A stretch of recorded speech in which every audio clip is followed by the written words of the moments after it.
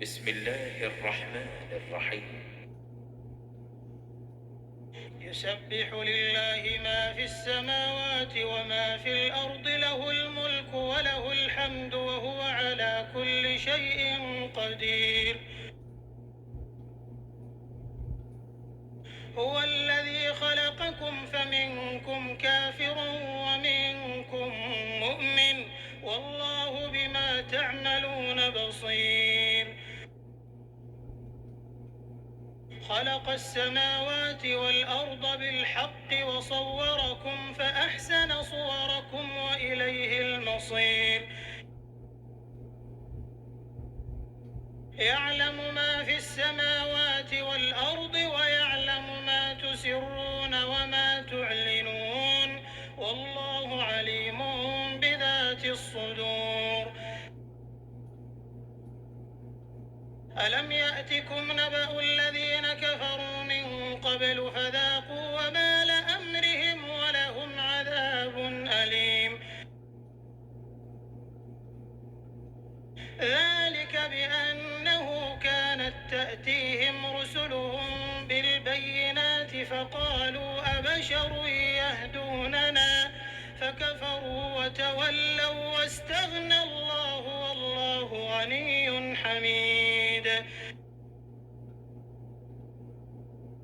زعم الذين كفروا أن لن يبعثوا قل بلى وربي لتبعثن ثم لتنبؤن بما عملتم وذلك على الله يسير. فآمنوا بالله ورسوله والنور الذي أنزلنا والله بما تعملون خبير. يوم يجمعكم ليوم الجمع ذلك يوم التغابن، ومن يؤمن بالله ويعمل صالحا يكفر عنه سيئاته ويدخله جنات تجري من تحتها الأنهار خالدين فيها أبدا، ذلك الفوز العظيم.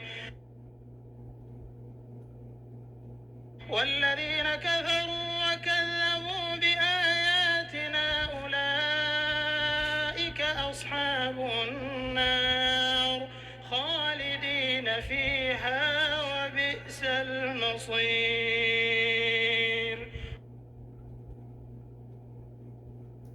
ما أصاب من مصيبة إلا بإذن الله، ومن يؤمن بالله يهد قلبه، والله بكل شيء عليم.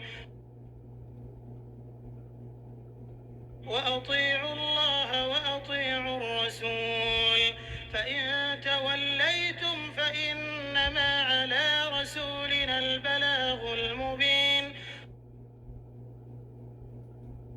الله لا إله إلا هو وعلى الله فليتوكل المؤمنون.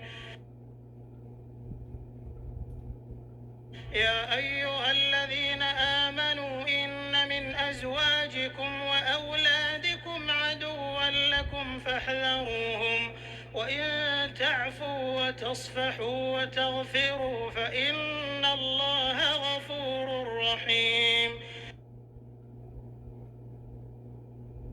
إنما أموالكم وأولادكم فتنة والله عنده أجر عظيم.